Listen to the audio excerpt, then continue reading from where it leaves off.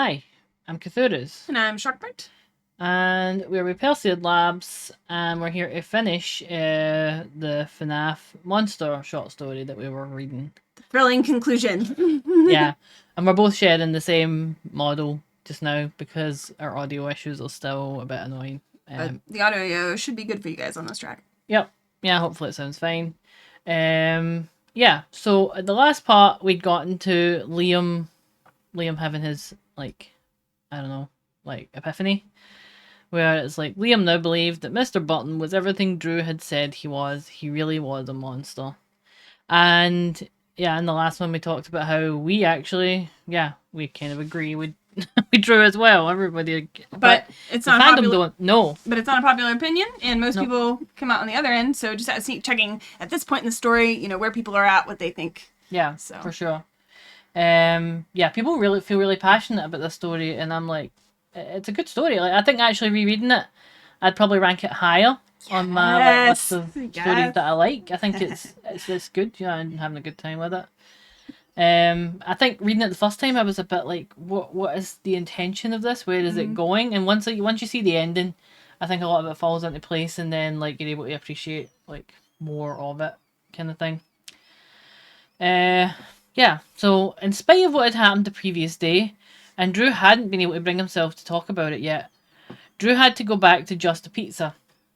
So yeah, in the last one, Drew revealed his like scars to Liam and stuff. We're back to Drew's point of view. Yep. Yeah, and again, he doesn't think about it. I was thinking even more about the scars thing. I think it's even more jarring because I think, didn't earlier he admit that it had started as just kind of a little thing, like, and then, but as he dug more and more, he thought that it was a real story. Yeah. Or whatever. But from someone who's been tortured for years, that doesn't make much sense. No. But again, as someone, like, if it's just the vengeful spirit, and he's saying, like, oh, by the way, I looked down and it seems like, wow, I'm really messed up. It was probably that guy that I hate. That would have to be the way you would conclude things anyway, because you don't have a memory. So yeah. He's like, look, my body's all messed up. Let's see. So he really believed that it was up to him to get Mr. Burton out of town. He could just imagine the triumph if he pulled that off. He was already famous in his small town, but if he was able to get rid of the monster, his fame would spread. Poor Sammy. Sammy doesn't have any fame, you know. No one knows who he is. Actually, the discussions about the one you should not have killed are huge. Everybody's discussing this plot point, but not Sammy though so much. His journalism career would be launched just like that. That would show his dad. Drew tried to pull off this coup the previous day, and he had the wounds to show for it. See? Drew had tried to pull off this coup the previous day, and he had the wounds to show for it. Today, though, it would be different. Yeah. So the implication is that the bandages he had were from a recent attempt to get rid of Mr. Burton.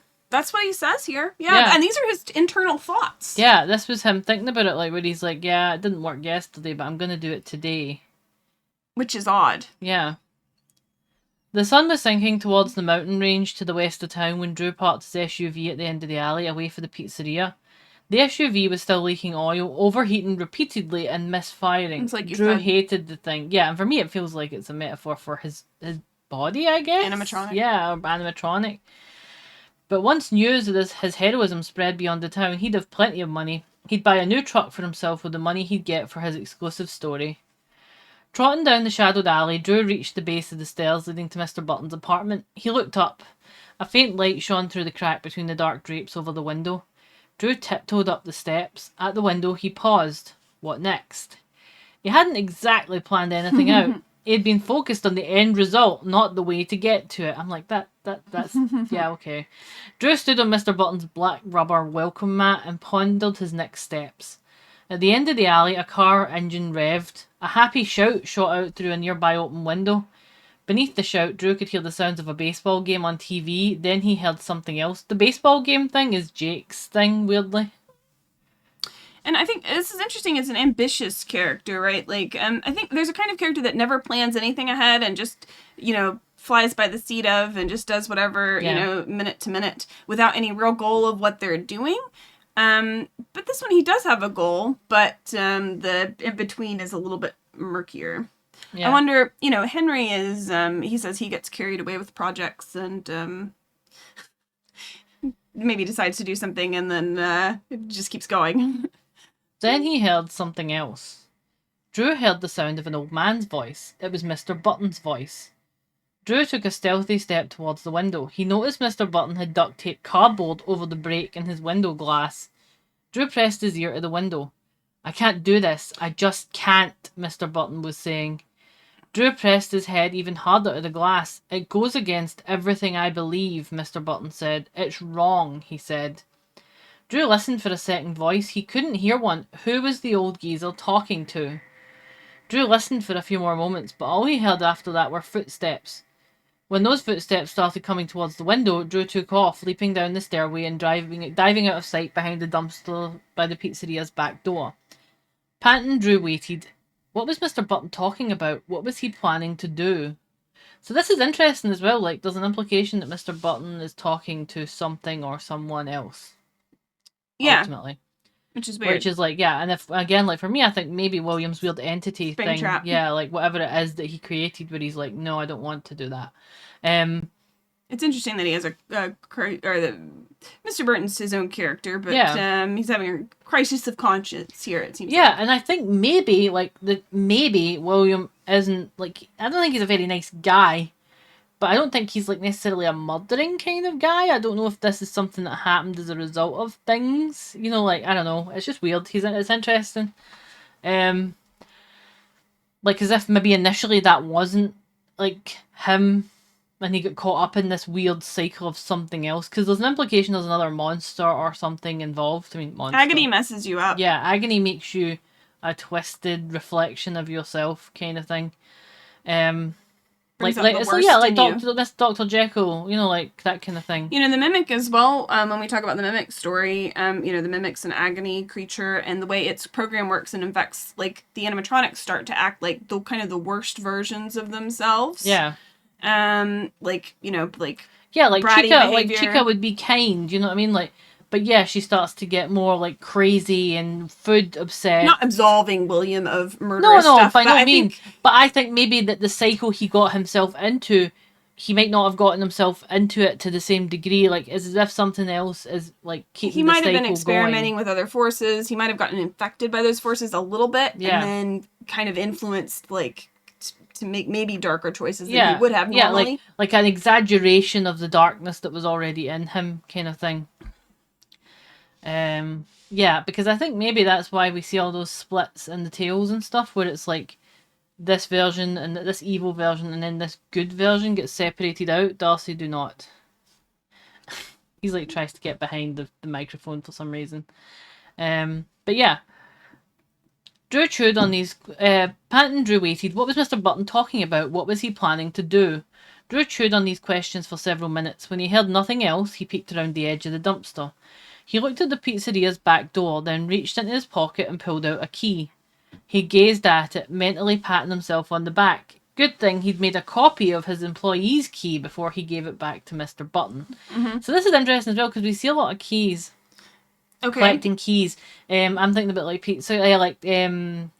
Princess Quest, where we get a key to open like a box that's sealed in the pizzeria. And outside of the I think isn't it right outside the... Yeah, that here, like, yeah. There was Alone in the Dark, I Could Not See, or something. Like, I found the key. I can't remember what it is. It's like, yeah.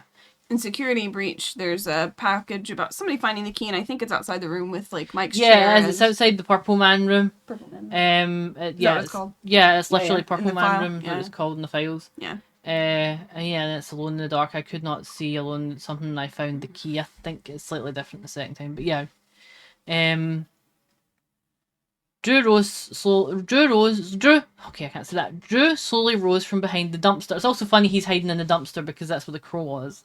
Mm-hmm. He looked up the stairs to the window. The drape still covered it. He glanced around. He was alone.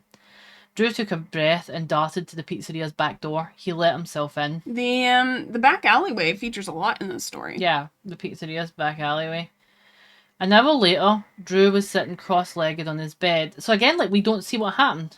Mm-hmm. His parents and sister were sound asleep, which was good. Even though things had been getting a little better around the house, Drew preferred his own company to that of his family. Admittedly, his parents and sister had gotten caught up in the anti-Mr. Button movement, and they at least credited Drew with the foresight to see what others hadn't been able to see. Yeah. But Drew's parents still wouldn't budge on the subject of money, and Carly was still a pain in the butt. This is really funny. Drew couldn't wait to see what his parents thought of the next article. Drew was about to blow the lid off the whole thing and reveal Mr. Button to be the snivelling rat he truly was. Ah, we get the rat there reference. Yeah, I just like what we're talking about with the rat thing is basically like William gets referred to as rat like in the Silver Eyes and stuff like that. So yeah. Come on. There we go. Wait a minute. Hold on. So, where is it? The Silver Eyes book. There we go. So, Dave, like... Yeah. Yeah, there we go. So, it's like, before him stood someone who had spent so much of his life fighting like a cornered rat. He had taken on the mantle of bitter sadism as an integral part of himself. He would strike out against others and revel in their pain, feeling righteously the world owed him cruel pleasures. But basically, there's a couple of times where he's described as rat-like. You know what I mean? Like, he's got a kind of weaselly, like, demeanour. So, yeah, seeing rat, I'm like, yeah. I think it's, the weasel one is from The Breaking Wheel. I think Julian. Yeah, weaselly. It's always, like, kind of, like, rodent-y, kind of small, fuzzy, animal-y. Which rabbit? Bunny. No, yeah. Like, rabbits aren't rodents, but, you know, they get categorized similarly. Drew's hands were shaking as he opened his laptop. He still couldn't go... Yeah, again, his hands are shaking. You know what I mean? Like, he still couldn't go over what he had found when he snuck into the pizzeria. It was incredible. Drew had heard that in spite of staying open 2 evenings a week, in the hopes of getting the occasional tourist to stop in after the protest crowd went home at the end of the day, Mr. Burton's business had been practically non-existent. The place was barely staying afloat. That's interesting. Like, did Freddy's rely on tourism business? You know, like, after the disappearances? Was that the whole point? Well, it's in the middle of nowhere, Utah, so... Yeah, yes. yeah, I mean, like, obviously, yeah. It's next to the FLDS compound. I doubt they're going to, like... But Vegas is close by. There would be a lot of tourists going to Vegas. Yeah. Drew was happy about that. It would help him get Mr. Button out of town. At least that's what he thought. When Drew had snuck into Mr. Button's office, however, he discovered Mr. Button didn't plan to leave town. He had another strategy in mind. What he planned to do was commit insurance fraud. He's going to set the place on fire. Drew found Mr. Button's notes about his insurance policy on his desk. The conclusion was obvious. Mr. Button planned to burn down his pizzeria and collect the insurance money. Drew stretched out his fingers over his keyboard and grinned widely. Validation rocked. He hadn't really been sure that Mr. Button was the serial killer the police was looking for. But even if he wasn't, Mr. Button was, at the very least, a criminal. Maybe even a murderer. If Mr. Button lit his place on fire, surrounding businesses would be affected too. Poor Mrs. Tinker lived in the apartment above her dress shop next door to Just a Pizza. She could be killed in her sleep. When that happened, everyone, even the last few holdouts who thought Drew's articles were slanderous, would realise he'd been right all along. Drew leaned forward and started tapping on the keys. The first thing he wrote was the headline, Mr. Burton, the arsonist and murderer. So, again, like, we see that he really, like, that's what he said. He's like, I'm going to push him and push him. I want to see who he is. Yeah. So he isn't, you know, put out like, oh no, maybe will people get hurt? You know, that's not his feelings on this subject. He's like, yes, I knew it. Yeah. He's like, let's see him at his worst. He's like, this is the best outcome. Yeah, he was going to set the place on fire. Maybe he'd kill a bunch of people. Perfect. Drew was so excited about dropping his bombshell, he didn't think through the consequences. He didn't realise what would happen when people read his piece until the afternoon after the article came out. That was when he drove down Main Street and found Just a Pizza surrounded by a bigger crowd than Drew had ever seen in this town. The mass of people was even larger than the multitude that had shown up at the rally. The mob surged against the front of the pizzeria and stretched up and down Main Street, encircling the parked cars and clogging both lanes of the road. Drew spotted the chief of police and all 5 of his deputies huddled in front of the pizzeria's front door. At first, the crowd and the police added to Drew's growing sense of vindication, but as he watched the chief pound on the pizzeria's door, Drew realised that if the crowd and the police kept Mr. Burton from burning down the building, there'd be little solid verification of Drew's story. Drew needed everyone to experience the full impact of what he'd discovered. So this is interesting. Again, what did he discover? You know what I mean? Like, he's like, the full impact of what I've discovered. He's not talking about the insurance documents. He's talking about something he saw that was incredible when he went to the pizzeria. No, I think he's talking about the insurance documents. That's No, what no, this passage like, is about. I mean, I think there's something else implied here. I don't think it's the insurance documents. I think he's like, they need to see what I saw. You know what I mean? Like, it's just, I don't know. Like, yeah, if they kept him, look, yeah, he's. I guess From that's burning down the building. true. Yeah. Yep. It was just interesting that he was like saying he saw something, but yeah, I guess it's just the insurance. Yeah, things. He says he's going to burn down the building. He's going to He kill a bunch needed of people. Mr. Burton to actually go through with his plan. Yeah, because Mr. Burton hasn't done anything provable that anybody can see. Yeah, he's just got his insurance documents. He could be like, I was calling my insurance or whatever to see where my policy was at or whatever. Whereas if he tries to burn it down, then they'll see it. Yep. If Mr. Burton didn't burn down his restaurant, Drew's ultimate triumph would be ruined. Unable to get his SUV through the crowd, Drew reversed and backed down the street. He parked at the end of the block, ran to the alley, and raced to the rear of the pizzeria. But he stopped just shy of the door. Liam stepped out from behind the dumpster. He held out a hand. Drew caught his breath and glared at his friend. What are you doing here? Waiting for you, Liam said calmly. Drew frowned. Why? I know Mr. Burton has hurt you, Liam said, but I was afraid you'd go too far and do something stupid. Mr. Burton has to be stopped. Drew shook a fist. Liam nodded. Do you hear that? From the front of the pizzeria, the crowd's roar crescendoed. Women screamed, men bellowed curses. The horde's rage was a palpable thing that pressed around the pizzeria like a thick, clinging fog. A purple fog. You've done enough, Liam said. They won't let him get away with anything else. You've stopped him. Drew shook his head. You don't get it. I do, Liam said. You convinced me. He looked pointedly at the bandages on Drew's arm. But Mr. Burton would never burn down his restaurant. You made that up so you'd rile up the crowd, and it worked. They're going to run him out of town. It's over. And we can see even now. Yeah, even now, like, Drew's like, I believe you, but... Liam's like, I believe you, but I don't. And then, a new thing comes in, and he's like, but I don't believe this thing. It's just, Yeah. I'm like... And we can see Drew's attitude as well. Yeah. Drew clenched his fists. I didn't make that up, and it's not over. Not yet, it isn't. So, yeah, we can see Drew's very convinced. Now, Drew make it up? He connected some dots, right? He saw he was saying, like, no, I don't want to do this. He saw that he was looking at his insurance documents. He was like, he's probably going to sabotage. He was probably looking at ways to sabotage his place. But, what's your normal conclusion from that? It didn't sound like from the, like, no, I don't want to do this. Did that mean that he's landed on it? And that's the next thing. So Drew's connected some dots, big dots, and then leapt to some conclusions. And is Drew dishonest in his dealings here? It's a little murky, I'd say. Yeah. He wants something to be true. So, but he's not. It's not something he totally made up out of nothing. And again, this is interesting because once again we have Liam like associated with the fire. Like we know Mike showed up to the fire.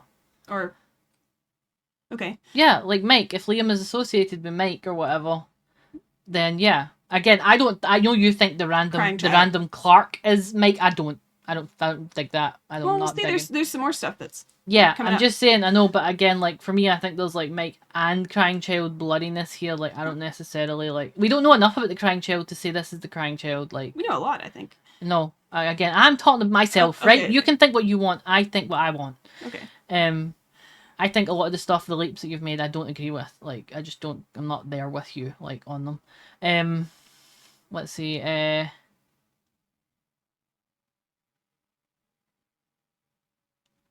You convinced me, but Mr. Burton would never burn down his restaurant. You made that up so you'd rile up the crowd. Yeah, he doesn't believe him.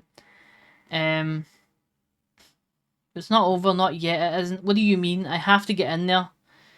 Liam crossed his arms and shook his head. Get out of my way, Drew commanded. Liam shook his head again. Drew lost his patience. He didn't have time for this. Drew reached out and shoved his friend with both hands. He put all his weight behind the thrust. Liam lost his footing and staggered to the side. He reeled to catch himself, but his momentum got the best of him. He careened into the side of the dumpster and hit his head on the corner of it. He went down hard and lay still. So this is a serious incident. So what's interesting about this is, again, like, if it's, this is why I said, if it's Crying Child, his famous thing was, like, a big head injury. And in this story, it's implicating Drew. Like, it's saying, who was responsible for that? Like... I don't buy that. Yeah. He just banged his head. It's not a bite or anything like that. It's just a head bang. Okay. I'm just not. I don't think it's the same thing. Drew looked down and frowned. He wished Liam hadn't made him do that, but Liam had given Drew no choice. Drew pulled out his key and opened the pizzeria's back door. The altercation with Liam had stoked Drew's fury. He'd already soaked in the crowd's wrath. The physical violence had ratcheted up that energy, and Drew needed to let it rip. He planned to direct it at Mr. Burton. As soon as he was inside the pizzeria, Drew started racing around looking for the old man. He didn't have to look very hard. Mr. Burton was sitting at his desk in his office. When Drew burst into the room, even more stuff with plants and antiques than the rest of the place. More plants and antiques. Yeah, in his office. Like, yeah, it's just even more of these items, which are definitely William items.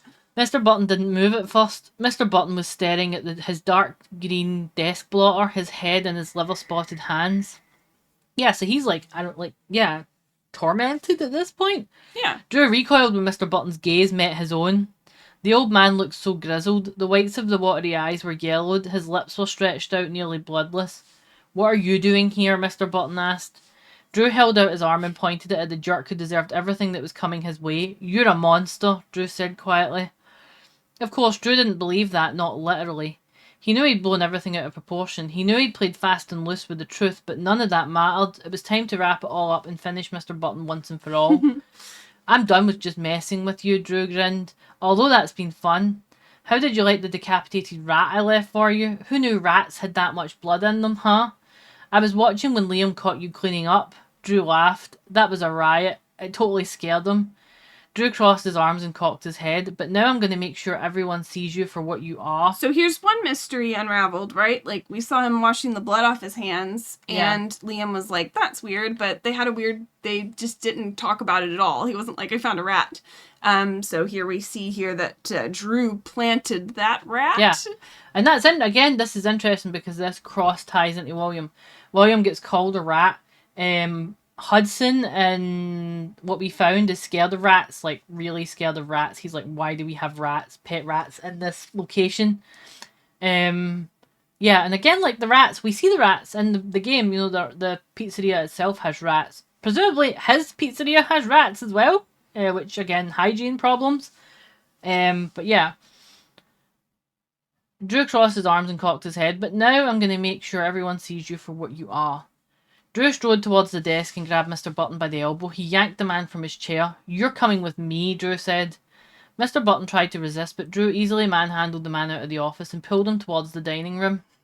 Liam's head was pounding when he opened his eyes. He groaned and pressed a hand to the back of his head. His fingers came away wet. "Bastard," Liam muttered as he struggled to his feet. Looking around, he spotted the pizzeria's open back door. "Drew," Liam groaned. He staggered towards the door. The inside of Just a Pizza was dark. Only the security lights threw out pockets of feeble illumination. The dimness made the dining room look like a dark jungle. The antique sideboards and hutches looked like predatory animals squatting in wait, preparing to pounce on the defenceless oak tables and upturned chairs. Normally when Just a Pizza was closed, the only sounds within its walls were the hum of the industrial refrigerators and Mr. Burton's habitual whistling. Mm-hmm. Yeah. So he whistles, again, like, it wasn't in the movie, but in one of the trailers, we hear William whistling, like, the Toreador song, like, as he walks about. Like, this evening, though, the pizzeria was bursting with the sound of the irate crowd screaming and chanting outside the picture window. The hollers and outcries were like auditory spears drilling into Liam's brain. "Monsters, no," was the chorus at the moment. The rhythmic reverberation of the escalating chant did nothing to help his head pain. Liam reached the end of the back hallway and looked towards the front of the restaurant. Through the big picture window, he could see the crowd pressing against the pizzeria. Several kids Liam knew from school were at the front of the crowd, noses against the glass, trying to see into the dining room. The tightly packed bodies congregating near the window blocked out any fading light from outside. The crowd acted like a curtain, which contributed to the gloom inside. A thud and a bang startled Liam. He turned just in time to see Mr. Burton, his bent legs churning, running out of the kitchen. Liam started towards the old man. This is like William run away for the ghosts as well, remember? Like, where, like, he runs away for, like, when he gets spring-locked. You know, he's, like, runs away like shit. Liam started towards the old man. Before he got half a step, though, Drew emerged for the kitchen too. He raced after Mr. Burton and caught the man's arm. Mr. Burton tried to break Drew's grasp, but his strength was no match for Drew's. After a few seconds of writhing, the old man went limp. Drew was carrying an open can of kerosene, and when the fight went out of Mr. Burton, Drew flung it. The can bounced off a couple upturned chairs and clattered to the tile floor. The liquid glugged inside the can and then it sloshed out onto the floor. Its biting stench filled the room. Drew pulled a lighter from his pocket. Just like his old man. I know, he's an arsonist as well. Mr. Burton reached out and clawed at the lighter with his free hand. Liam blinked to try and clear his suddenly blurry vision. The knock on his head was doing more than just giving him a horrible headache. Liam had to hold on to the hutch to fight the vertigo that tried to take his legs out from under him. Drew, Liam cried. Both Mr. Burton and Drew whipped their gazes towards Liam. I know I was running the numbers to see what an insurance payout would do for me, Mr. Burton said in a rush, but I wasn't going to do it. He's like, I wasn't going to burn the place down. The old man's eyes filled with tears. I was just so desperate, but I couldn't go through with it. I'd never do anything to hurt anyone. Where's Deb then? Yeah, where's Deb? I know. Liam wasn't sure where Mr. Burton was talking to him or to Drew. Either way, it didn't matter. Drew redoubled his efforts to take control of the lighter. Help me, Liam, Drew grunted. Liam rubbed his eyes and tried to get his head to clear. I don't understand. Liam pointed at Mr. Burton.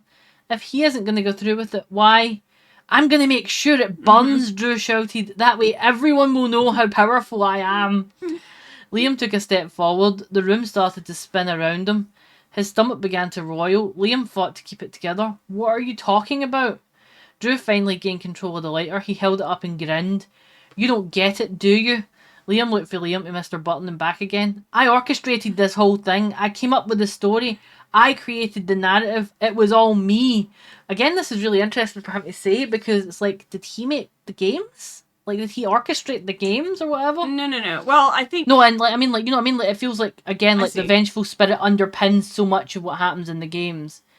You know, like, the way he says, I came up with the story, I created the narrative. I know in this it means he's told the story. Yeah. But could it be a broader statement? You know what I mean? I don't know. Liam goggled at his friend. What do you mean? We see Tony wrote everything in GGY as well. Wrote down everything that had happened. That's what I mean. True. It feels like he's like recorded it almost. Mm-hmm. But it got changed and twisted because up. Henry was doing the same thing in 6, presumably. You know, like retelling the story a bit. Okay, yeah. And it feels like whatever is haunting the pizzeria wants people to know the story. Yeah. And like even flashbacks in FNAF 2 and stuff, like it feels like someone is trying to tell the story that's interfering with the games. Okay. Just like a ghost in the machine type thing. Drew toyed with the lighter. He chuckled. Then he started to laugh. He pointed the lighter at Liam. You fell for it like everyone else. You believed it all. Drew's grip on Mr. Burton tightened. He shook the old man. Stupid old man. Thought you could boss us around. Thought I'd stand for it. Drew narrowed his eyes and sneered at Mr. Burton. Well, I won't stand for it, he bellowed. Drew flicked the lighter. A clicking sound preceded the whoosh of a small flame that sputtered upwards and flared bright. Drew, don't, Liam shouted. Outside, someone shouted, fire. Instead of discouraging the crowd, the word fire galvanised it. The screams and yells crescendoed, and even more of the mass of bodies compressed against the picture window. Mr. Burton started flailing in Drew's grasp. He flung his free arm and kicked out at Drew's legs. One kick landed hard on Drew's shin. Drew let go of Mr. Burton, and Mr. Burton fell backwards into the nearest table. He got caught in the upside-down chairs on the tabletop. He lost his balance and fell to the floor. That's when Drew leaned over to light the spilled kerosene on the tile floor. The sound of a sizzling whomp filled the room as the lighter's small flame morphed into a giant flame, an angry behemoth of a flame that was obviously hungry for destruction. Mm-hmm. A raucous cheer from outside joined the fire's ignition. The cheer seemed to fuel the fire, giving it power and lightning speed. The angry flame spiraled upwards and it fanned out, racing through the room. The spread happened in an instant. 1 second, Mr. Burton's legs were kicking up into the air as he struggled to right himself. His glasses knocked askew on the tip of his nose. Mr. Burton's face flushed red with exertion as he looked towards Drew with fury in his wide-eyed gaze. So again, like, he's angry at him. Yeah. Rather than scared. Yeah. Like a normal person would be terrified and trying to get out. He's like, I fucking hate you. Yeah. The next second, the furious flames enveloped the old man. Liam must have soaked Mr. Burton in kerosene because the fire literally obliterated him. The old man disappeared so thoroughly into the massive... Yeah, because again, this is like William. William. He's like the man in room 1280, like, thanks, this is fantastic, I'm loving this. And it disappeared so thoroughly into the massive orange and yellow flames that he appeared to instantaneously merge with the fire's seething undulation. Mr. Button's obliteration spurred the crowd into an even louder clamour. People started clapping and hooting. Liam could see people jumping up and down. Some were patting each other on the back. The fire flared brighter and it expanded, shooting out sinewy hot tentacles throughout the room. One of those tentacles whipped its way towards So Drew. weird it turns into tentacles here. Yeah, like a monstrous thing. Yeah. It ignited Drew's genes and surged up his body. Liam, numb with shock and still unsteady on his feet, couldn't do anything but stare as the fire unfurled itself up and out. It spread itself over Drew as if slathering him in flames. The fire's consumption of Mr. Burton had been so fast and complete that the old man never had a chance to react. He'd gone from a body to an integral part of the conflagration without making a single sound. Drew's immolation, however, was a slower process. Scotch just hits the gas. The flames wrapping themselves around Drew weren't as voracious as those that had annihilated Mr. Burton.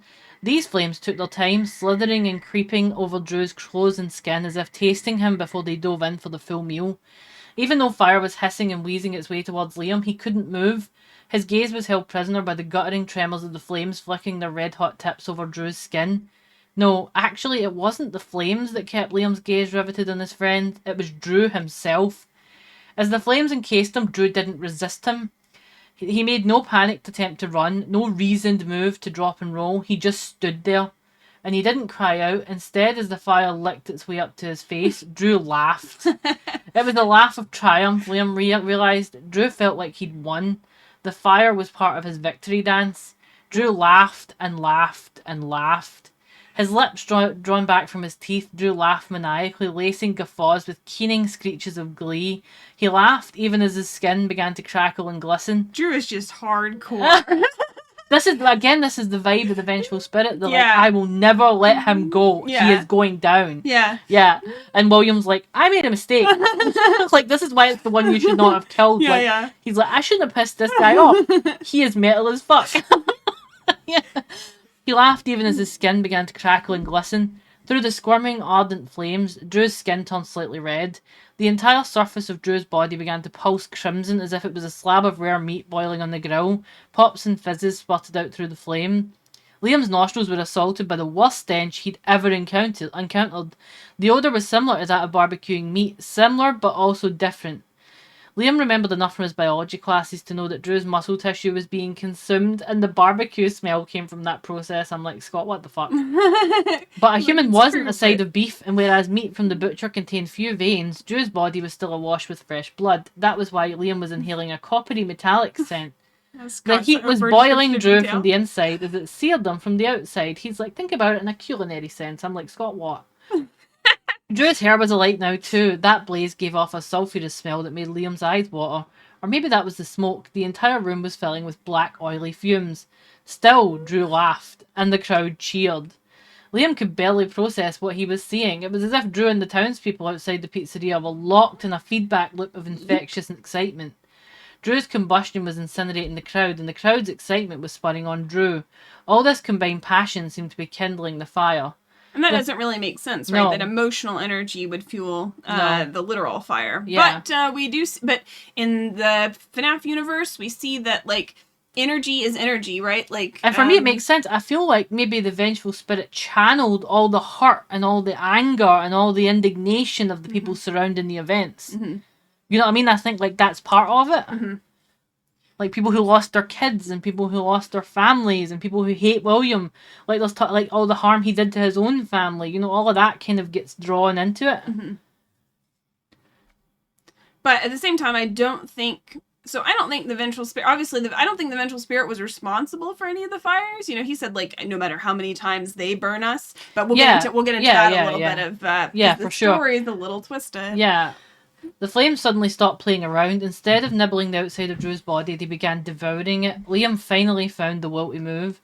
Galloping towards the pizzeria's front door, he fumbled with the deadbolt and threw the door open. Flames chased him as he fell out into the waiting arms of the now near hysterical crowd. As Liam staggered to stay upright, the entire crowd began backing away for the building. It had to. The pizzeria was fully alight. Anyone standing nearby would be burned as thoroughly as Mr. Burton and Drew were burned. Drew. Liam turned and looked through the picture window. To his astonishment, Drew remained upright, still on fire, like a molten hot mannequin, throbbing, screaming hot red. Drew now faced the window. Impossibly, he had raised his arms above his head. and he curled his hands into fists of fire. Although Drew was barely Drew now, the fire had overtaken him, so his body was just a scarlet imprint within the fire's flames. He still had enough consciousness left to spot Liam. Liam could see the whites of Drew's eyes as Drew aimed his gaze at his friend. Liam was alone by the window now. The mob had regained its sanity, at least enough to back away for the building. Consequently, Liam alone was the one who saw Drew shift his right hand to give Liam a charred thumbs up. The gesture was his last act. Incredible. Drew is the best character. Oh my god, that's the one I drew. He's like that's on fire. That's the picture we canceled. Yeah, we had earlier, to. Yeah, we had to like censor it because it was a spoiler. It's just the best part. Let me see if I can find it. Where is it? Let's see, desktop. Really, really good. And this is what we were excited about in the beginning, where like I think Liam and Mr. Burton give each other a thumbs up at the very beginning. So this the very intrusive like thumbs up, buddy.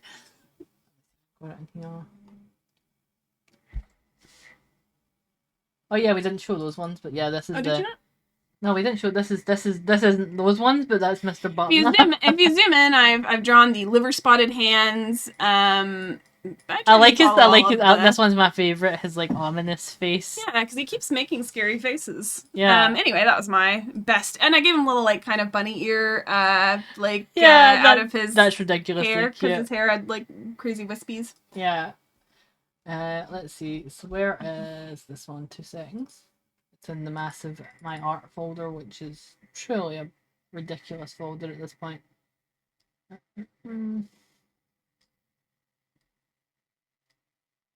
How you what kind of order it's in?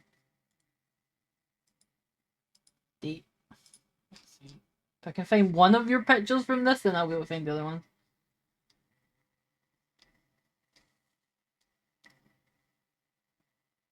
But yeah, just a crescendo of a moment. Amazing. Yeah, the thumbs up. The thumbs up is truly, He's truly like a grungy, fantastic. sultry Batman rocker who's just like... And again, like, it doesn't make sense the way he, like, goes... You know what I mean? Like, it's a supernatural end because... Sure. Like, you go on fire, you die. You know, you inhale it, you die. You know, you can't move your arms because your muscles clamp up. You know what I mean? Like, there's a whole bunch of, like, physiological processes that would have happened to him that meant that he could not do any of the things that he did, but he did them anyway. So yeah, definitely there's a kind of supernatural element to him being. And he's like, he's also obviously like very determined. Yeah. And he's also much harder to burn as well, you know what I mean? Like, he doesn't go easily. Let's see.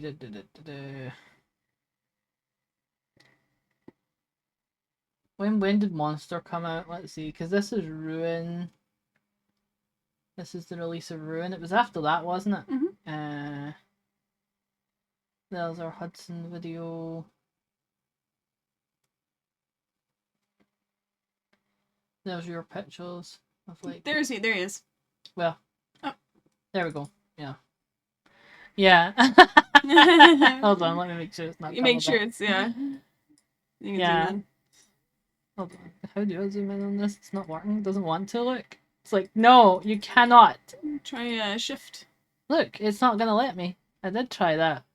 Well, that's big. It doesn't want us to see the cool picture. It's like, no. And it gets smaller. I'm like, no, get bigger. There we go. This new Windows update is just doing weird stuff. And there we go. Yeah. There he is. I know he's red, but I was using I wasn't very using many colors. No, I think it's great. I'm like, yeah, it's great. It's just like a silhouette against the fire. Yeah. The white, just see the white of his eyes and. Yeah, he looks like Nightmare on as well, though. Yeah. Which is good, yeah. Yeah, just that. Thumbs up. Liam could do nothing to help his friend. All he could do was watch in horror as Drew's body finally succumbed to the radiant heat that devoured it. Drew's skin was literally melting off his body, revealing the slick, worm-like network of his tendons and veins, as well as the stark, white and now blackening length of his bones. Why, Scott? I know, thanks, dude. Drew's body pulled in on itself and dropped down into the flames. It disappeared in blinding orange flashes that whipped up and out, forcing Liam to back away for the building and join the rest of the people in the street. Burgeoning fire and thick black smoke were now pouring out of the pizzeria. Liam and the people around him coughed and retreated even further away. Suddenly someone shouted, "Look!" Liam glanced around and saw an older woman pointing at the sky. Liam looked up. Against the pinkish sky of the nearly complete dusk, the fire's smoke was billowing up and out. A breeze was catching it, breaking it up, and then reforming it into a shape that more than faintly resembled a horned demon. A bunny. Yeah, and this makes me think of the you know the one. I know exactly the one you're talking about. Yeah, the arcade, one from the from Security arcade. Breach. If you just look up Security Breach arcades. No, I will find it myself. I have my own pictures of it. I've got better quality ones. Let's see. This one.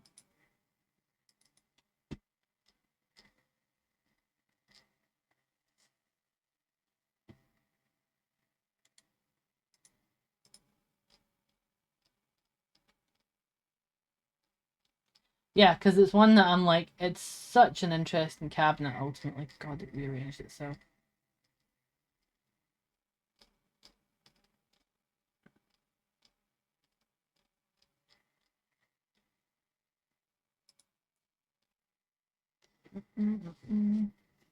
Also, it just reminds me of, it's probably not related, but in Uzumaki, there's a scene where a character dies, and when they get cremated, Look, it's this entire, like...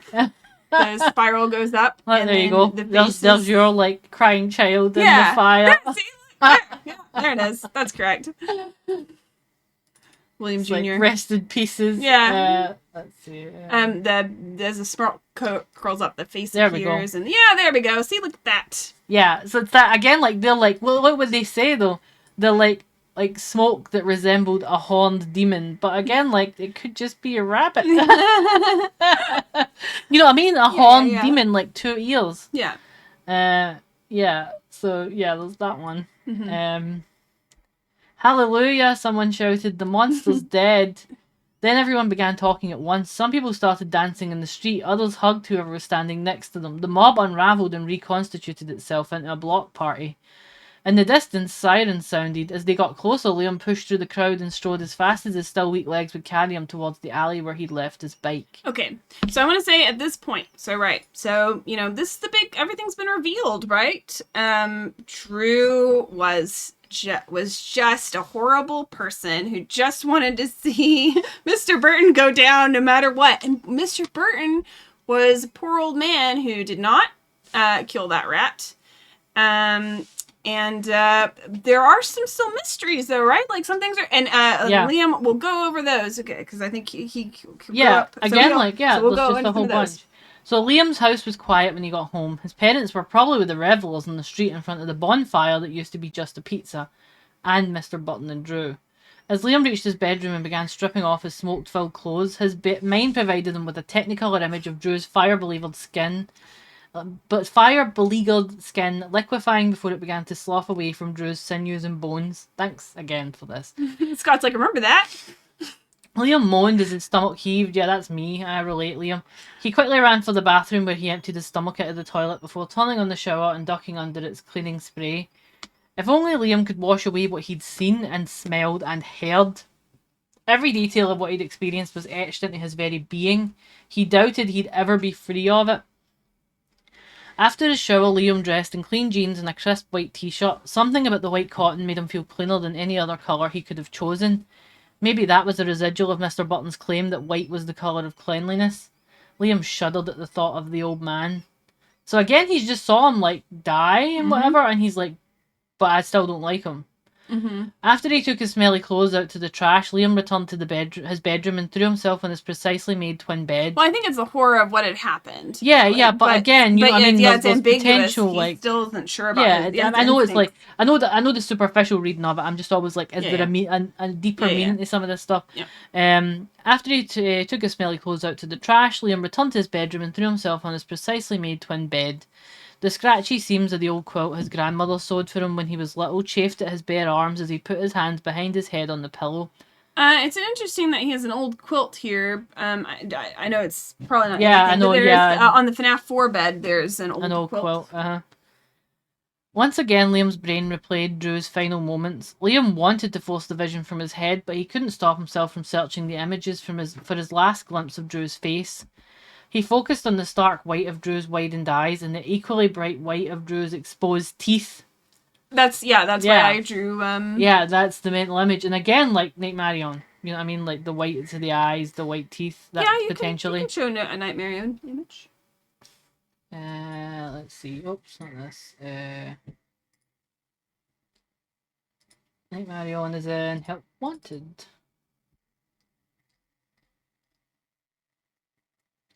I'm sure I have a bunch of good pictures of it I took fairly recently, but do I have them in here? There we go. That's Help Wanted, Nightmarion. I'd say like probably the best version of him is in FNAF 4 Halloween. There we go. Yeah. Like Scott really like the vibes are immaculate in Scott's version. Yeah. Yep. I think my favourite one is it the closet one? No, I never see anybody do the closet one, and I think he looks like he's up to And just to reiterate, why do I connect Andrew to Nightmarion? It's because Andrew tortures William with nightmares. Yeah. UCN, it seems to be like a tortured nightmare that William's having. The face of UCN is Nightmarion. It's the puppet's twin. So, all those factors. Yep. And in Blackbird, of course, there's the whole thing about like he builds this monster. Does he become the monster? It's a bit ambiguous. Blackbird's really good. Liam remembered how skewed and contorted Drew's face had been right before he'd flicked the lighter. It was unhinged, Liam realised. Drew had lost it entirely, but when? Had he been delirious before he'd started his campaign to ruin Mr. Burton, or had his stories driven him over the edge? Liam couldn't believe he'd fallen for Drew's lies. Drew had made up everything, even the stuff about how Mr. Burton hurt him. All his injuries really had been the result of stupid accidents, just as Liam had always thought. Drew had been careless on the job, he'd hurt himself, Mr. Burton had never done a thing, which is nonsense. So here we see Liam's explanation of events, right? And which is that Drew must have gotten hurt in workplace accidents, but just like they're teenagers, right? Like and he's there. He works with him. Yeah, so like he would have saw. Like how could he have hurt himself like that in a pizza restaurant? But we see obviously the kids that are killed in the pizza restaurant are killed. Like it's a workplace accident. Well, not really. It's just a murder. But and it's messed up, this assumption again, because Liam gets hit by his parents. Mm-hmm. He gets hit by his father. Mm-hmm. And if he went to someone and they went, "You must have just fallen," that's an absolute, like, it's a cuttingly horrible, like, abuse excuse that gets used. If a kid is at school and has an injury from like being hurt by a parent, like domestic abuse, and then someone turns around and says, "Oh, he just hurts himself all the time. He just falls all the time." So now this is the only. So this is the horrible thing to think about his friend. Like he doesn't know that. Well, these are the only... No, he's trying to be generous here, but it's... Yeah, these are the only, like, information that we have. Like, right? Like, Drew didn't seem too bothered about it. Drew said, "I got another injury last night, trying to, like, start things with Mr. Burton." And then, and we know it's constant. It's all over him. And then this is Liam's. This is the final conclusion that Liam comes to, which is that Drew was kind of clumsy, like whoops, and while he was working, and just was clumsy at the restaurant a lot, and somehow managed. And it wasn't really Mr. Burton's fault that Drew was clumsy when he was working at the restaurant. Yeah. Even in the context where that was somehow insanely the case. Yeah. He needs to look after his employees. Like, that's a legal requirement. Teenagers, yeah. Yeah, I mean, they shouldn't even be working there. But they shouldn't be, like, massacred, like from the neck down. Like 6 inches. Flayed alive from the neck down. 6 inches of scar tissue all over their bodies, and it's like, that's fine. I'm like... What a silly workplace accident. Well, Yeah, I'm just like, okay, that doesn't help anything. But that's the official... Yeah, that's his explanation, but he's like, it's fine. Mm-hmm. I'm like, okay. But what about the serial killer stuff? What about Mr. Burton's past? Drew might have been making it all up, but there really was a serial killer on the loose. Was it just coincidence that Mr. Burton moved around a lot? Liam vaulted out of his bed and went to his small desk. He opened his laptop. Maybe if he concentrated on something, it would take his mind off what happened. Well, Darcy's upset. Liam opened his computer to his homepage, which displayed the most recent news headline. "Serial killer caught at last," one headline read. Liam's chest tightened as he clicked on the article. So this is too convenient again. Like, way too convenient. Yeah. Liam's chest tightened as he clicked on the article. Just 2 sentences in, he felt like he was going to be sick. The police had caught the serial killer. The killer was an old guy, but not Mr. Burton. Liam rubbed his eyes and closed the article window. His eyes filled with tears as he thought about the sweet old guy who'd been such a great boss before Drew ruined everything. I'm so sorry, Mr. B, Liam whispered. So here's the other thing. We know that William was never caught. Yeah. But that's one of the debated things in the first, because it says that the person was convicted. They had somebody that was convicted. Yeah. Right? So it's been a question for a while. Now if there's a whole series of crimes... We also see it happen in the short story. Like, there's a short story where, like, there's someone's dad is hanging around because he wants to try and get his daughter back as part of, like, a custody thing. Mm-hmm. But he's not a murderer. They think he's a murderer, but he's not. He's just there to try and... It's not right that he's trying to steal his kid back, but it's just a custody thing rather than a murder thing. So we know, like, just because if there's a big crime and somebody gets arrested for that crime, does that mean that everything's in the clear then? Yeah. The answer is no. Like, somebody else could have been arrested and convicted. Like, again, police do it all the time. Yeah. If they've got, because they get a lot of pressure whenever there's a serial killer, because everybody gets scared and nervous, and it's like, you need to fix this. Why haven't you fixed this yet? And then they sometimes will just catch someone who seems likely, obviously, or they'll have someone in prison who confesses, like, oh yeah, I totally did that. Give me an extra time off or whatever. You know what I mean? Like, yeah, there's lots of reasons. Obviously, in the novels, like, nobody was ever convicted, nobody was ever caught, nobody was ever, involved. And the police are like, it's still an open case. But in the novels, we need to know Henry's story. We need to see Charlie and stuff, and that would have complicated that. The novels have, are slightly different, Scott said.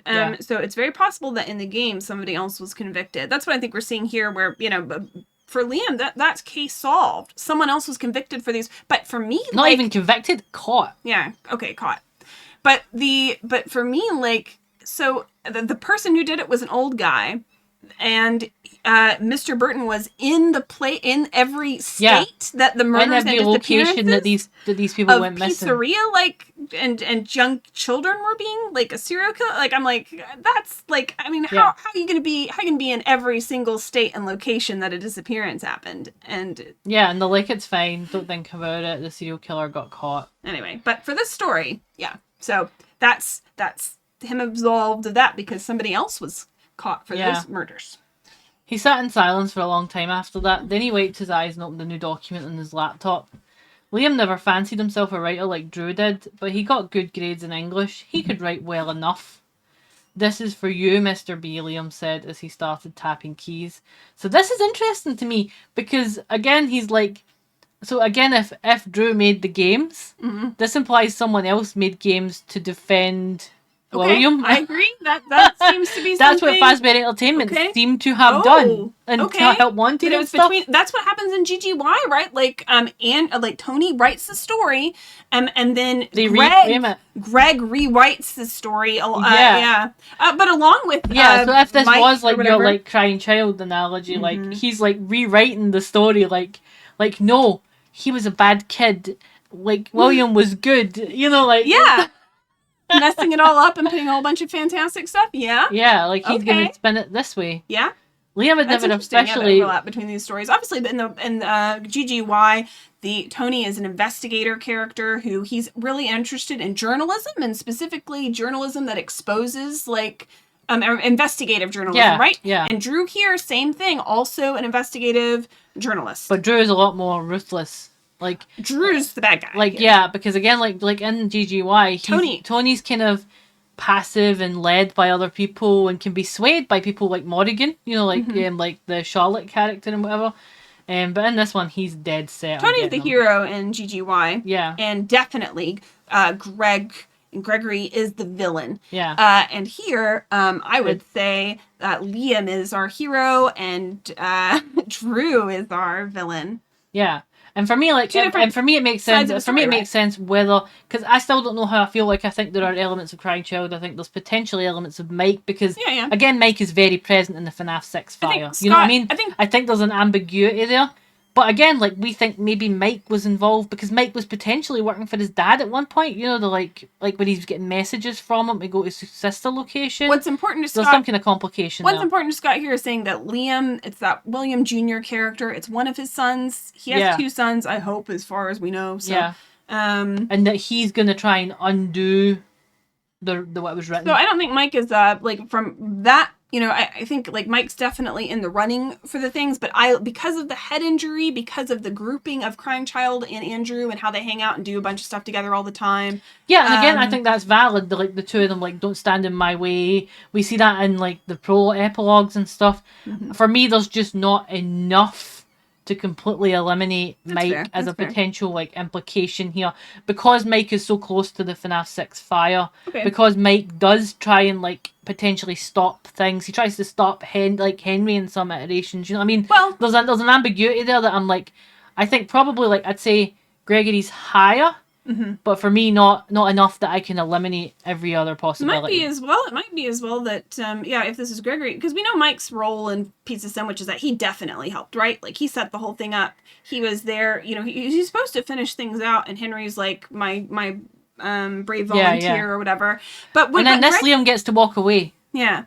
But we don't know Gregory's feelings, if he was caught up in anything, or if Crying Child was caught up in the fire, or if he wasn't. He's kind of missing from that. We only see afterwards in UCN. We don't see what was happening at that time, which he might have been like, encouraging it, like, burn the whole lot. You know, I don't know, like, you know. Yeah. Liam had never officially been on staff at the school paper, even though Drew often tried talking him into it, but he'd hung around his friend enough to know how to put out an edition. First thing the next morning, he went directly to the paper's office at school. There he published a special edition that contained just his own long article about Mr. Burton. Then he went to class where, astoundingly, everything was business as usual. Throughout the day, Liam waited for the outcry. When would people start talking about the tragedy that had befallen the town? When would they grieve the loss of a kind man and lament the malice spread by a grudge-holding teen with too much influence? Nothing Drew said was true, Liam had written in his article. The police caught the serial killer, and it wasn't Mr. Burton. Mr. Burton was no monster. He was a good man who tried to live a good life. If we're looking for monsters, I know where we can find them. Just look in the mirror. It's me. Again, this is the look in the mirror thing. This is you see the agony monsters in the mirror. You know, that's... If you were part of the crowd that badgered Mr. Burton to his fiery end, then you'll find the monster looking back at you. Yes. And this is interesting as well, because it's like, I think that's part of the problem. You know, like look what Mike lost in his pursuit of William. Sure, whatever.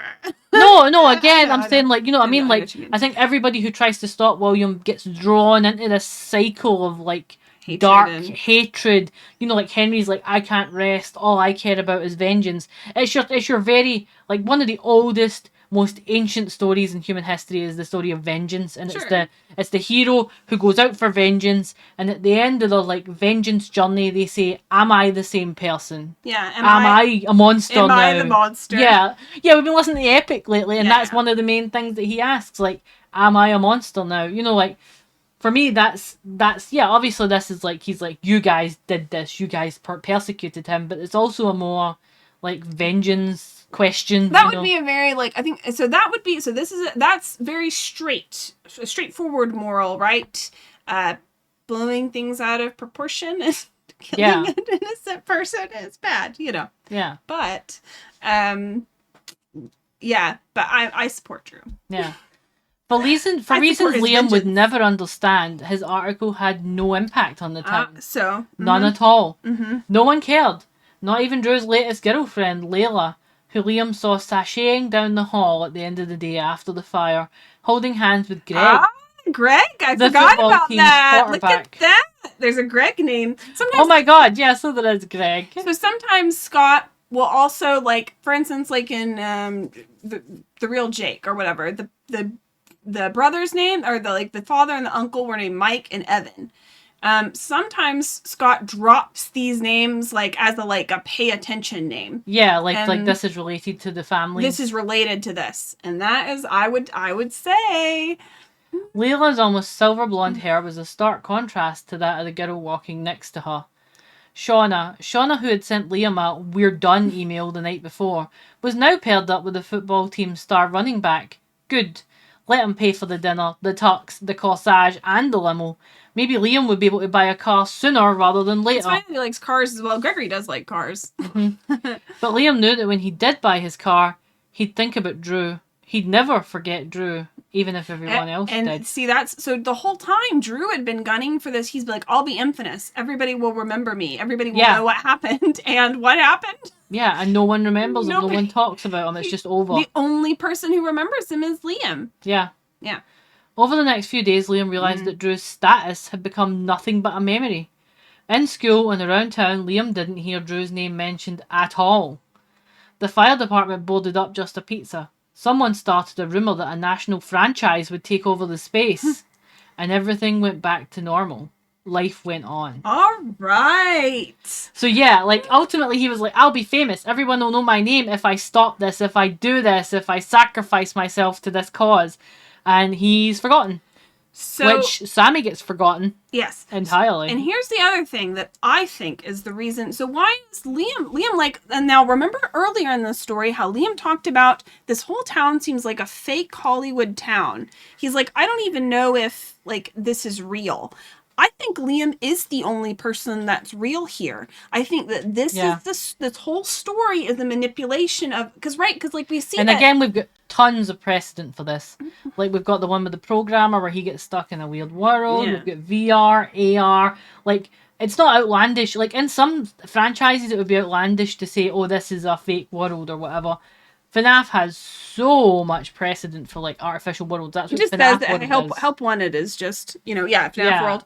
You know what I mean? So I think like what do we the Stitch Wraith we see at Andrew and like Jake seems to be kind of crying childish. Like we see the vengeful spirit and a like crying child like dream team that are like presumably we're working together. We're maybe not of their choice, but maybe we're friends before and maybe we're put together kind of in the same kind of entity or something.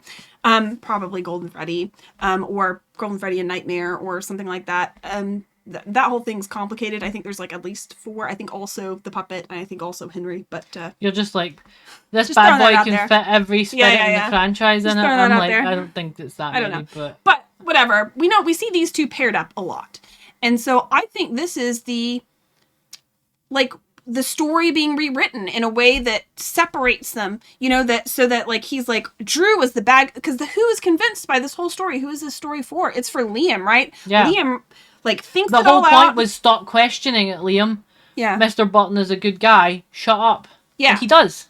Yeah. And he writes a whole article like Mr. B was the nicest boss I ever had, and he has an abusive father. Yeah. Liam does.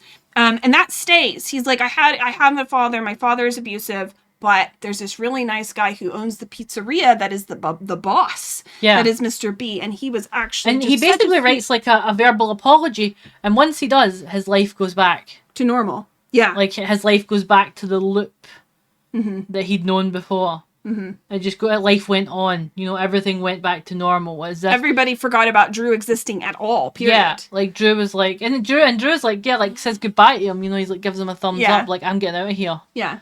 Like, this is me getting out, like... Yeah, and he tried to reach him, but Liam was, ultimately untalked himself. So, what's even more confusing about this, so the story is twisted, right? The story itself tells you, Drew's a bad guy. Mr. Burton is a good guy. And it leaves you there, and it leaves Liam with that. So, like, what does that tell us about... For instance, like Security Breach, where Monty is a big bad now we know that Andrew wore the alligator mask. Suddenly we get this big bad mean gator that kills Bonnie for no reason. Yeah, and Bonnie's so innocent and sweet. Bonnie's so sweet and lovable, and everybody's so sad about him. He's never done anything wrong. Yeah, and this horrible alligator murdered him for some reason. There's like this story, like all the Monty fans should be like, Monty is innocent. This is your Monty is innocent story. No, it's not. It's not necessarily but it feels like it. So I don't know. Like the Fazbear stuff question the narrative we are given by Fazbear. The Fazbear stuff, the materials we get, the games, the books. Part of that is corrupted story, right? And we see the story corrupted as well, where Drew like writes his story where he's like, who's the bad guy? It's Mr. Burton. I may have made it. And then this story comes out and Liam writes a story as well, like Mr. Burton was never the bad guy. Drew made Andrew, like the vengeful spirit, made everything up. Why would he hurt this poor, like, And the Poor world guy. they were in, like, seized upon Drew's stuff with, like, an insane fervour. Like, he was just a kid writing in a school newspaper, but the world itself that he was in seized upon that. Yeah. Like, everybody in town got drawn into it. Sure. You know, like, I think for sure, like, we see Molten Freddy and it's big, in the Tangle and stuff. It seems to be like big conglomerates of, like, everybody was involved. yeah. And it's still mad at William. Yeah. But, this story is that's why I say that this story is so good and dark and twisted and messed up. Like, yeah, of course, like, if you just take it at face value, it's like, there's a guy, you think he did some bad stuff, but he didn't, so you should be careful about rumors. But if you take it the other way, that this is William, and, that Drew was right, and everything has been covered up and used to manipulate Liam, like, Yeah. what is the moral there? And again, like, when you read the story this way, it's so much better. Yeah. Like, it doesn't make a lot of sense that when you take it straight. Like, it doesn't make a lot of sense. Mm-hmm. But for me, it's like, yeah, there's a lot of questions in this book. And I think probably Scott realised it was a complicated book and was like, he doubts himself when he gets something like that. Like, will people get this? And the answer is no, people did not get this. And We're here. And he made it as weird and difficult to access as possible by putting it in the bonus chapter or whatever. But I love yeah. a villainous Drew here. I'm here for it. But I think, again, at the same time, I think, yeah, like, someone has to see William. Someone has to go after him. And it's not it is a little bit And thankless. you can't let him wheedle his way out of it because he will. Yeah. The minute you falter and say, oh, maybe, the minute you have any doubts, he gets out of it. And yeah, like, there's a lot that Greg left not explained, right? Like, did we go back about the garbage bag? Did we go back about the crow or the nightmares? Yeah, why he was seeing that stuff, why he had those feelings. Why did he look at Drew that way all the time? What happened with the assault? Yeah, the murderous look or the fury or the weird... And even when Mr. Burton says, I didn't do anything, I wouldn't do anything, it's in a moment where Liam says, he wasn't sure if he was talking to Drew or him. Mm-hmm. Like, it's a performance for Liam's benefit. I didn't do anything. I'm innocent. Like, I think because Drew wouldn't listen. Drew would be like, shut up. No. Drew's had it up to here. Now, there's some more complicated stuff about what does happen to the vengeful spirit, right? Like, and from Somnophobia, I think William does have him brainwashed now, too. I think the children can get their, like, memory. Remember, like, they can get put back into the cycle. I think it's like resetting, like, the AR world, VR world, or whatever. It's the same way in the movie how they had that central picture of the rabbit that was friends with all the children, and in that case, like in the movie, the blonde kid is working for William for most of the film. Yeah. And then yeah, at the and he's end, weird because he's kind of working for him, and then he kind of starts to shake it off a bit or whatever. But yeah, I think the implication is that he does. I think that was the implication at the end of UCN as well. But this story, I think, is about him gaining control of, I would say, Gregory the Crying Child. But, definitely the story is about one of William's sons growing to doubt. And ultimately, like, and at the same time, like, doesn't question the abusive father part. Like, Liam just doesn't. He's like, and William isn't bothered to fix that in this story either. He doesn't care about that. He only cares about that he believes that his boss would tell him what to do was an innocent old man. That's the relationship that he wants there. Yeah, that he doesn't care about the father thing. He's like the boss. Mm-hmm. And again, once again, we don't see why he was saying, no, I don't want to do that. I don't believe in that. Because he says it's because he was thinking about burning the place down, but it sounds like he was having a different argument to me. You know what I mean? Like when we see Mr. Burton. Yeah, there's such weird, like, rich, delicious, like, ambiguity in this story. I think a lot of stuff is, like, just on different levels. All the conversations and all the paragraphs. Scott does write things on, like, multiple levels. Yeah, just that weird moment where he sees, like, him wandering. Yeah, I can't do this. I just can't. It goes against everything I believe. It's wrong. And again, like, burning down your property for money, like, that's not a huge moral dilemma. Maybe I'm just someone who doesn't have very strong morals. But you know what I mean? Like, who's he going to hurt by that? I think from a straight perspective, obviously that's what he is talking about. But yeah, I think... it just doesn't feel like the dialogue I would personally write for someone having an insurance. And he can't hear a second voice. Yeah. So he's obviously talking to himself, but maybe, yeah. Yeah. But yeah, I think this is a really interesting story. I think a lot of people like slept on its potential and what it could actually have like implications for. A lot of people are just like, I didn't get it, I didn't like it. It's in the superficial level. The meta narrative stuff with FNAF is hard to grasp. I think it's hard. It's hard to get your like tricks on top of tricks on top of tricks. Like, like and for me, that's the best part of it. It's the most interesting part. Like I don't have a lot of interest in like a really like flat series where you just get told all the beats. I'm like, this is something else. There's more to it. There's more potential stuff in it. And yeah, I enjoy it. Like, yeah. But this one was one that like we read a lot of stories and whatever, but this was one that I wanted to do because Shock really, really loves this one. And rereading it now, I think it pairs really well with GDY. I think I would look at those two in conjunction. Yeah, and then what I would recommend for Sammy stories, which would be easy Sammy stories, I would say Blackbird.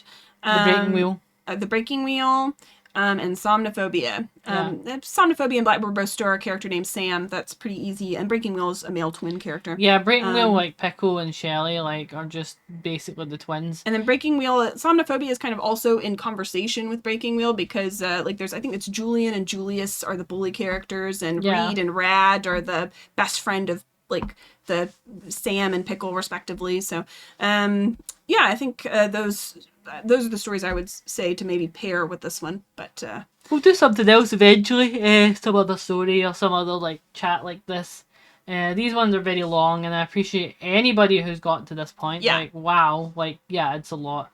But yeah, I think there's a lot of like stuff that you can take away for this, and not everybody has access to this story either. So yeah, definitely, like, again, like, it's worth giving it a read and thinking, who do you think it is? What do you think about it? Like, for me, it's one of my favourite ones because it is so complicated. But yeah, I think... You got anything else you want to say? Nope, that's it. Monster's the best. Andrew's the best. Vengeful Spirit is the best. Whatever. Son's name is the best. If I had special effects, I would give a thumbs up and just, like... burn the entire page. But yeah, so we'll see you in the next one. See you, everybody.